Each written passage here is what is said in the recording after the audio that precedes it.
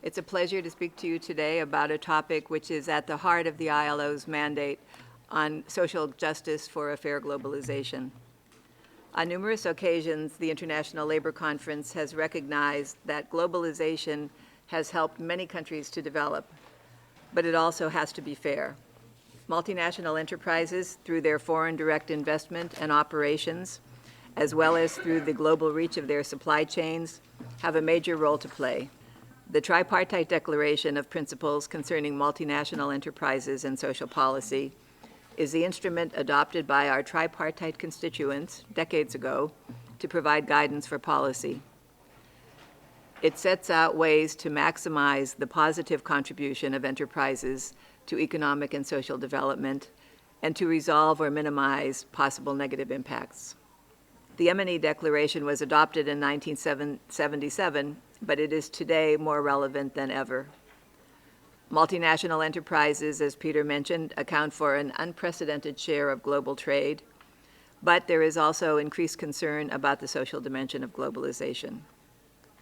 Corporate social responsibility has come to be a household word, and a range of international instruments are being put forward. The governing body adopted just this past March 2014 a new implementation strategy for a new follow-up mechanism to the declaration. It combines a range of promotional activities and information gathering. The strategy focuses on the office better assisting tripartite constituents in their engagement with multinational enterprises on social policy. It comprises awareness raising, capacity building, and country-level support. It also provides increased opportunities for the exchange of experience on the topic, for example, through a dedicated session on the application of the MNE Declaration during ILO regional meetings. This is a very welcome new approach, and the office is fully committed to its implementation. Sharing the country experiences and better understanding the unique features of the MNE Declaration have been the underlying objectives of the self-guided e-learning tool that we are launching today in English, French, and Spanish. The e-learning tool was developed in excellent collaboration with the International Training Center in Turin, many of the policy departments in headquarters, ILO field offices, the active participation of the Bureau for Employers and Workers activities, and also with inputs from our constituents. Regarding the preparations for the 18th American regional meeting, which was already referenced, we have sent out the short questionnaire via the appropriate channels to the governments, workers and employers organizations of the ILO member states in the region and invited to the regional meeting. And we look forward to receiving inputs from all of you so that we can prepare a good report that can inform a good discussion during the regional meeting. And as you know, in the new follow-up mechanism, it is foreseen that we then report back to the governing body after 4 of these regional meetings to identify good practices and assess the promotional activities for the future. So we very much look forward to working with you on all of these different items.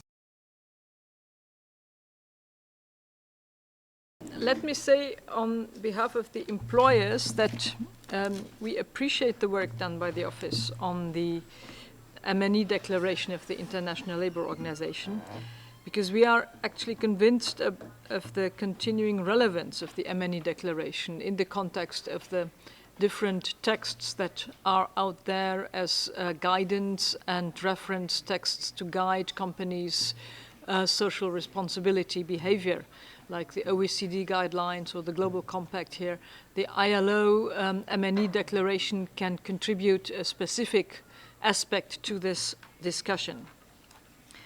In view of continuously increasing globalization, the MNE Declaration becomes more and more important because, in contrast to the OECD guidelines, for instance, which only refer to OECD countries, companies, and which are also recommendations by governments to business, this ILO MNE Declaration is more universal. First of all, in terms of geographical coverage, all member countries of the ILO are subscribing to it, and also in terms of the addressees, because it targets both companies and governments and the social partners from the countries. We are very satisfied with the final outcome of the discussions in the governing body of this last March in this year.